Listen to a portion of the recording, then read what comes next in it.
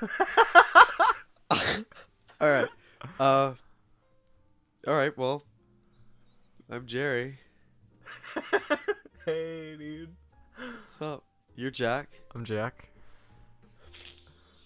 I'm a bit under the weather as it is. I have really bad allergies, so you're gonna have to deal with my sniffles and/or coughs. But Me or the... both. Okay. Other than that, this is the first recording of Ex Circuitu, Latin for out of the cycle, literally from the circumference. But uh, as far as topics go, well, well, uh, at least for this episode, we're gonna try and talk about nihilism. As far as pronunciation goes, I have no idea. Yeah. Nihilism, nihilism. I like nihilism.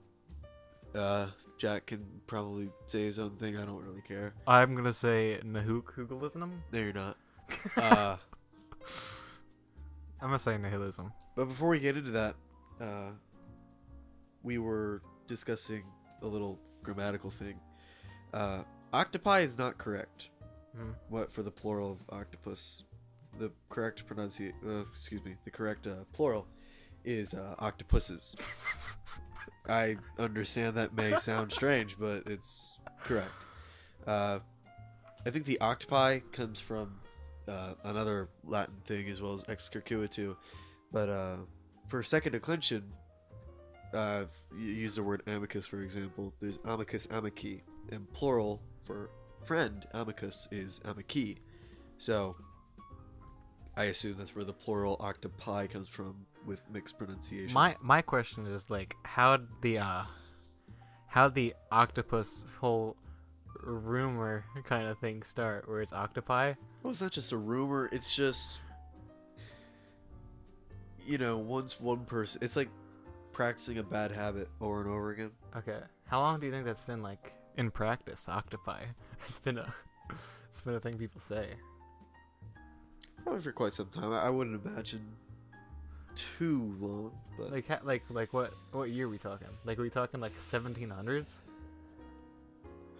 well, I'm not familiar with discoveries of octopuses, worldwide as far as English goes, but I want to say it's like the 1900s, like early 1900s. I wouldn't be surprised if it was 18 to 1900s. Yeah.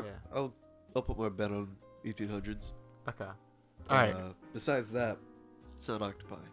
And even though language is based on what people say, it's just not grammatically correct. So it's octopuses.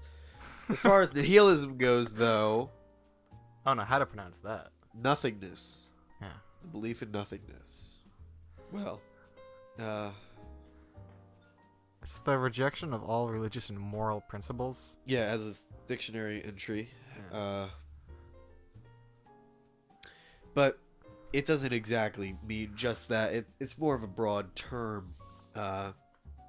It's not just like, because rejecting all religious principles, well, that means you're an atheist, and rejecting all moral principles, well, that's not really it. It's, from what I understand it to be, from my own research and from what I've just come to believe, is that nihilism is realizing that the world is meaningless. Earth, our world, our whole life is just meaningless because we're just stuck in time, and time is infinite. We're not putting a dent in anything that happens in the universe. It's like saying whatever you do, it's not gonna have an impact at all later in the World, later in the world. At universe, all. Mhm. time. Yeah. So it's a pretty depressing topic, really, nihilism, because once you realize that nothing matters at all, what's stopping you from doing whatever the hell you want? You can kill yourself, you can kill other people, it doesn't matter. And there are extremists. And truthfully, it does not matter. You're right, there are extremists that actually do take it to that level, but it's kind of just a giant so what. It's just not going to affect anything. How do you think the non-extremist would live? Like, what do you think their day would be like? Thought-wise. Explain. Like, do you think they think a lot different than, say, you and I? Like, throughout their day. Who's they again? The nihilists. Nihilists? Just not the like a full-blown nihilist. No, not full-blown, that's what I'm saying. Like, belief, but like not an extremist. I consider myself to be somewhat of a nihilist. Really? What would an extremist think? I think an extremist would just take it to a level where he or she would do whatever they want. Literally, kill someone that they didn't like, steal from someone that they didn't like, grab something they wanted. It doesn't tie them morally, which is the more important part. It's not rejecting the moral principles. It's no longer tying them to those religious or moral principles. And it's just removing that incentive to stay good, which then again you need to figure out what your definitions for good and evil are, which personally I don't think there are any. But now, do you think there's a higher percentage of nihilists now than there were before most religions? Because do you think religions were like a something to stop it? Something to stop people from going to the extreme? Well, I don't think religions stop people from going to the extreme, but I never thought that humans started out as nihilists. I thought that religion, and from what I've come to believe, is that religion has made us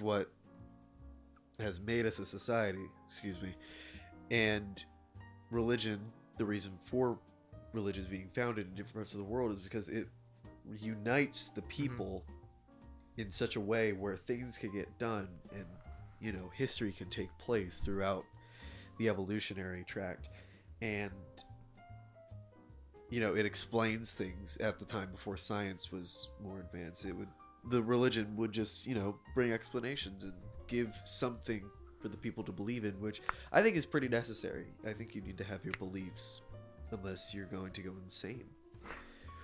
But religion can also somewhat encourage nihilism, but certain kinds of religions, and quite frankly, I'm only strongly familiar with Christianity, but in such a way, even Christianity, there's an afterlife. They believe in heaven or a hell for that. They believe in some kind of afterlife and another world beyond this one. So by that statement, it almost encourages nihilism, because what happens in this world doesn't matter, because there's another world to go to. And while Christianity says, like, you need to live a good life on this world so you can get into the next world, or at least one of the next worlds, it still leaves that premise that there's no real meaning to this world, and that the real goal and the real meaning to your life is in the next world. Which I mean, I think it makes sense. It does. But do you think there's like a percentage-wise, not population-wise, do you think there's a higher percent of nihilists now than there were 1500s? Right. To answer your question from before, definitely yes. Because... Really? Definitely yes. Okay. Because I don't think humans have started... I think that nihilism is a byproduct to really trying to answer the questions that no one likes to ask. I think that that's how atheism can spread. I think that's how nihilism can spread, by trying to think about and answer the questions that no one ever asks and no one has any answers to. And you need to think of those answers yourself. I don't think many people did that in the 1500s, as you said, because while the Renaissance was happening, and while there was a lot of great thinking going on and a lot of breakthroughs, it was still pretty heavily religious, and heavily religious people focused on their religion. They take it as gospel. It's correct. It's the only thing that's correct, and I think that that's something that can stop nihilism, while religion can also encourage it. But taking your religion as concrete, completely factual, and secure, I think that that really can halt true nihilism on Earth. Like the nihilism that we were talking about before, where just nothing matters. Would you think that religions spawn more nihilists than non-religious, like atheists? I think the most nihilistic people were probably atheists. They We're probably. I think that most nihilists are atheists. Yeah, but like from before, do you think they were atheists or like religious beforehand? Because they are atheists. They don't believe in anything. Right. Well, the most, the strongest people in a particular faith or non-faith are converts. People that have converted to whatever they are the strongest in that compared to someone who was born and raised in it. Because it took them a lot to get to where they are, well, unless they were forced, obviously, but, you know. So as far as people that have become atheists and that they've, like, you know, started questioning and stuff, which I think is great. You should really always question. I think that that is where that's where the largest percentage of nihilists are. In the converts to atheism who have already questioned what the world is and what everything truly is and the morals and everything that's made up by humans. I think that those are the most common nihilists. However, I'm sure that there are others from religions themselves, as we talked about earlier, as well as, you know, just regular people, regular Christians that are just questioning it. Or regular religious people that are questioning it, excuse me. Going back to your question, everything is good.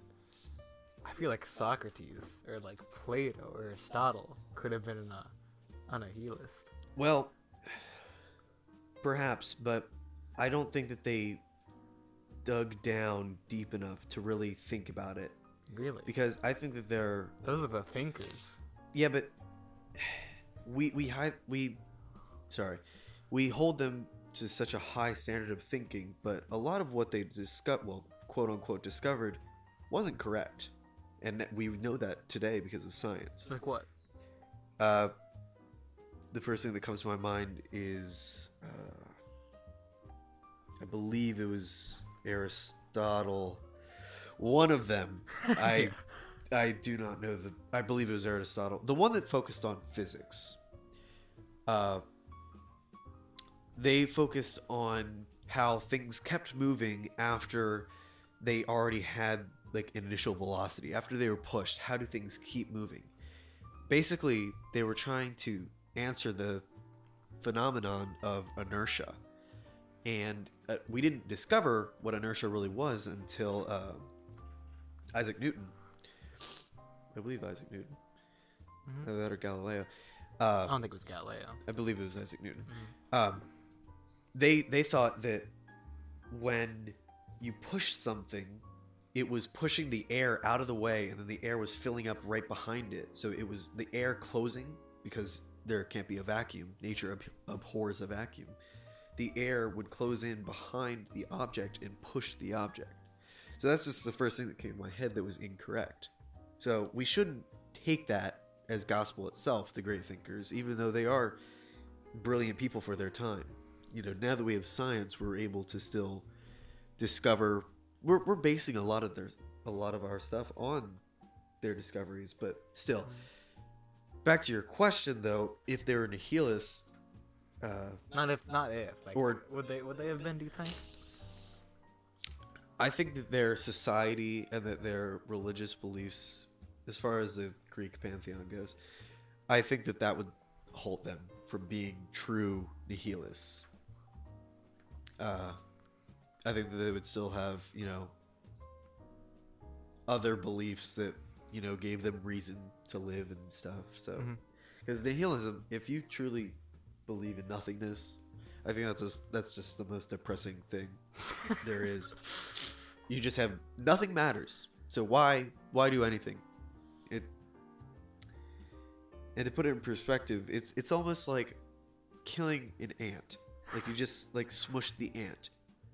Look how tiny it is. Like that's such a menial action. Like sure, and if you think about it, it may be a big action. Maybe that ant was bringing back food for the hive. Maybe that ant was the Ant Jesus. Perhaps. Maybe that was the Isaac Newton of ants, and they were discovering inertia with breadcrumbs. And you just killed it. Perhaps. But my point is, such a menial thing. Try and like think of that in a human sense, and realize how such a menial task in this huge freaking universe just means nothing. You getting married, who cares? No one cares that you got married. No one cares.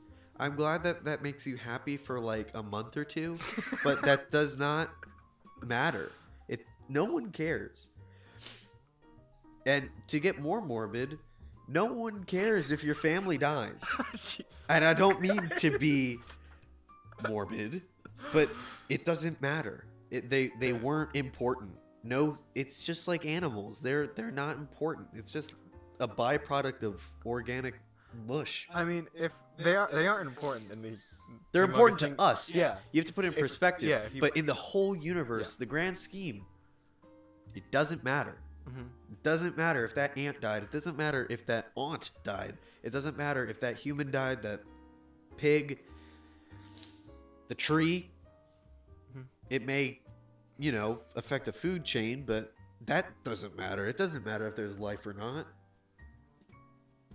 There's still going to be stuff in the universe. Jesus, that's so morbid. I'm just saying, it doesn't matter. Who cares your family died? It doesn't. No one cares. No one should care. Yeah. That's our human fault. Our sympathy. Mm-hmm. Now, nihilists believe in nothingness. But Right. what is nothingness? What is nothingness? Yeah, it's a fun question, isn't it? Mm-hmm. You can't think of nothing. Yeah, yeah. He's got your thinking face on. Well, it's a Think fun about thing it. to think Yeah, about yeah. because it's physically impossible to think of nothing, and when you do, it's like you get so close. It's like you have the thought of nothingness on the tip of your tongue, and then you lose it, and you can never quite get it. And it's not just a blackness because you're thinking of blackness, and it's not a whiteness because you're thinking of whiteness. It's something incomprehensible because it's just nothing. It's nothing. But as far as that ties in with nihilism, well, that's kind of more atheism, like the afterlife. Once you die, what happens? And the answer to that is nothing. It's just nothing. You're done. And you can't think of that because you'll be dead. So you won't ever discover nothing. It's just nothing. Just nothing. Nothing at all. However, nihil in nihilism is nothing in Latin. So that is what it's from. So it's nothingism, technically. The belief of nothing. So nihil is nothing or nihilism? I don't. Nihil, Okay. Nihil is nothing in Latin. And then the ism is a suffix. Okay. Now, going to this part here. Is it good to think this way, or is it better just believe in meanings and fate, etc.? It's definitely not good to think this way because you'll lose all motivation and all happiness because you realize that you're just a grain of sand on a vast fucking beach. It's just nothing. Yeah, sorry for making this podcast. It's for not ruining your life. It's nothing. So it's definitely good to believe in a god or something. Well, I mean, that can bring faults of its own and stuff, but it's better to believe in, fate, for example. That mystical, quote unquote, universe is pointing you in some direction or not, but to each his own. It's probably better for your happiness to believe in something and realize that you can at least make someone who does care happy. That's a good thing for nihilists. Like, they may not be able to make themselves happy, but maybe they can make someone else happy that does believe in, anything. Hmm.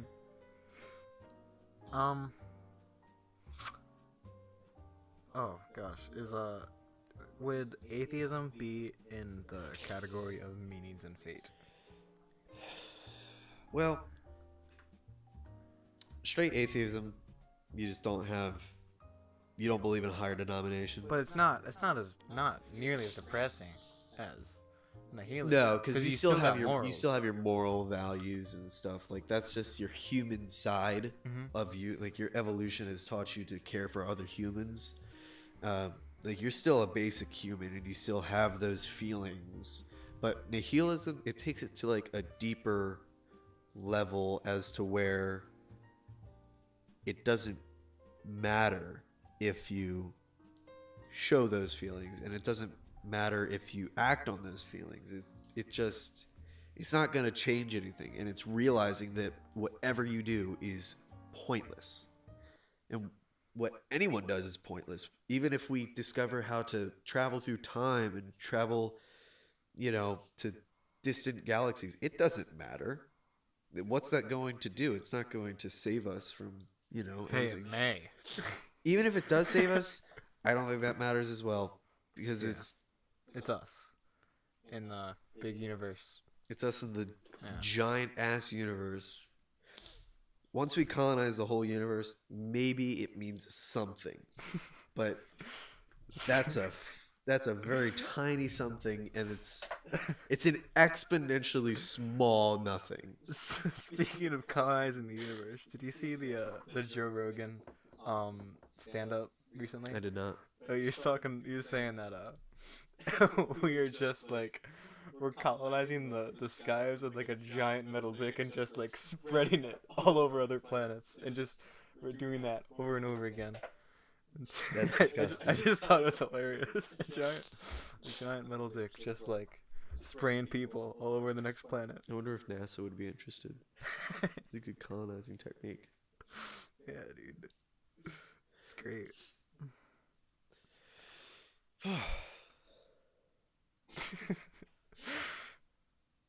Dude, I'm depressed now. Yeah. You try not to think about it. That's probably best. Yeah. And when you do, make sure you have something to distract yourself with. If I'm ever too happy, I'll just listen to this again. Yeah, that's a good idea. If you're having such a good day, please just spare yourself. Re-listen to this. And if you see someone that's having a great day, just shout us out. We'll bring them down. We'll just take them down. And if they don't get down afterwards, they need to re-listen to it and then do their own research on nihilism. Oh my god. Right. So thanks for joining us on Ex Circuitu. This podcast is gonna be about like things you don't really think about day to day, like that one subject. Like you probably didn't know nihilism was a thing. Perhaps. And it's just that kind of stuff. And this is not based on, huge research. This is based on kind of own personal thoughts and just opinions. So by all means disagree. That's totally fine. I'm just spreading my own thoughts and answering some questions. Yeah. Trying to think out of the cycle. All right. Well, are we gonna be doing this weekly or bi-weekly, you think? We'll see. We'll see. All right.